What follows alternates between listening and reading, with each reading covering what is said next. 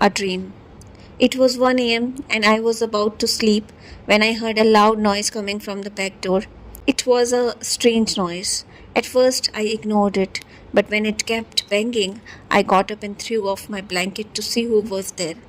I found nothing but the dark night outside.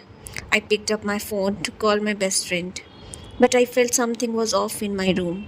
I still remember I was wearing a white gown, but in the dark, it wouldn't be visible. When I got up, I saw a dim light coming from outside, directly hitting the wall in front of me. It could only see the shadow of a tree outside my window. I was trying to call her, but the phone was engaged, maybe because she lives in America. I called her again and again, but finally somebody picked up. I heard a voice saying, "I am at your house." It sounded like a man who was speaking from the other side. The voice was little hard to understand at first. It sounded shaky, like someone is saying, "I am at your house." But in the second time, I heard it more clearly, but I got confused. I realized it wasn't my friend's voice. I had to call a girl, but this voice was of a man, like someone was whispering. I thought maybe it was too late to call her, but in America it was morning. So maybe somebody else picked up her call.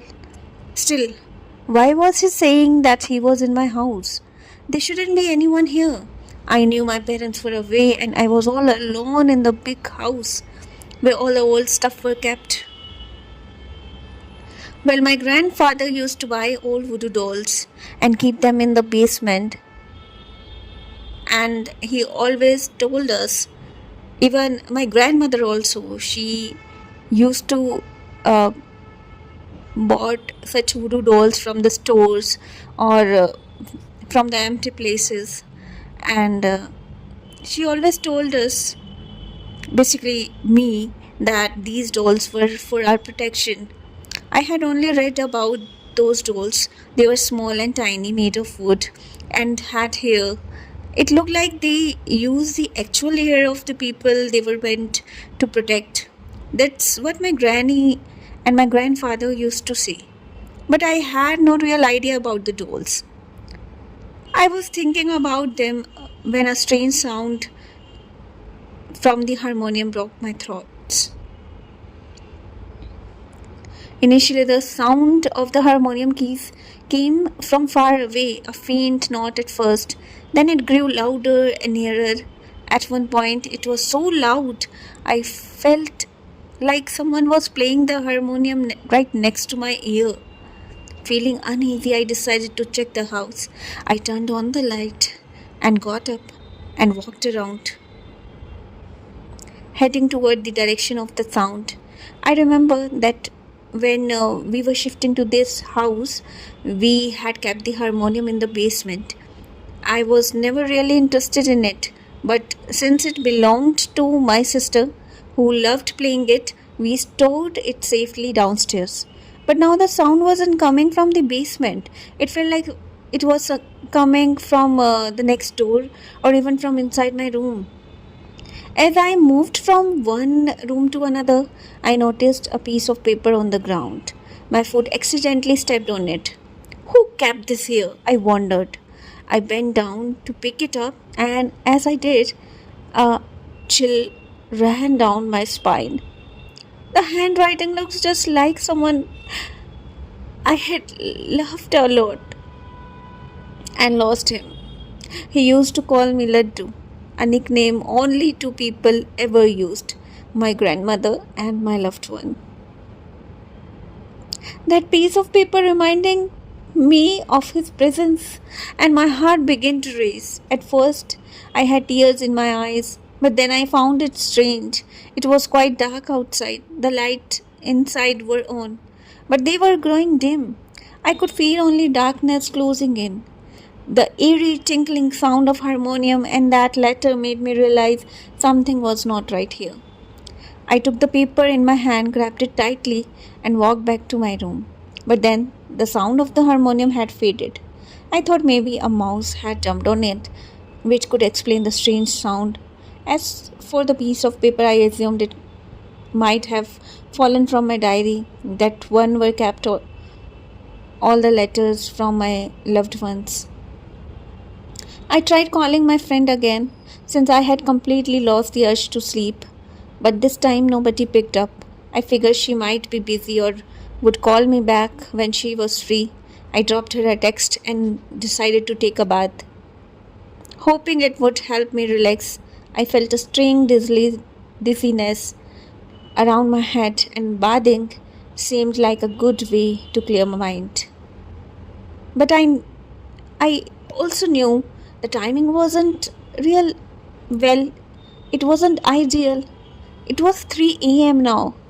After taking a warm bath, I returned to my home, basically my room, but the atmosphere had changed. It felt eerie. The lights weren't working properly. When I turned them on, they flickered and the fan kept speeding up and slowing down. Everything looked strange and unsettling. I don't know why. To distract myself, I thought of calling my friend one more time. I reached the phone, but this time I saw something that made my blood run cold. A strange child was standing beside the phone, holding the wire in his hand. His face wasn't clear. He's biting the whole wire. It looked blurry in the dim light because everything had gone dark in that moment. I had no idea where he came from or what he was doing in my room at this hour. In a trembling voice, I asked, "Who are you? Where? Why are you in this room?" He looked about 8 or 9 years old, wearing a t-shirt or I guess shorts. I still remember that his hair are kind of curly and I couldn't see him clearly. But he just stood there silently chewing the phone wire. He screamed me at very loudly, and the lights started blinking. The speed of fan increased, the AC turned on, and its speed also became higher. I saw the curtains flying wildly from side to side. I couldn't hear anything except the scream, and I put both my hands over my ear to block the sound. As the curtain kept swaying, I could only see a dim light. Terrified, seriously terrified. I looked outside and saw people digging with shovels, staring directly at me. I ran towards the door and tried to unlock it as fast as I could. The people outside the room could see me. They came closer to the window and stared at me. All of them started tapping on the glass. It was so loud that I felt the window might shatter. I couldn't see them clearly because of the dark, but I could make out that two of them were wearing sari. One was a girl and the other was a man. It looked like all my family members were there, but what were they doing with shawls in the front gate? I was so terrified I did not even think about them. I just wanted to open the door and get out of there. Then I woke up. I had sweat all over my body and I felt cold. I got out of bed, took a glass, and walked towards the kitchen. I poured water from the bottle that was in the fridge and stood there thinking about the dream. I had never had a dream like this before. Morning brought a bit of relief, but the creepy event didn't stop.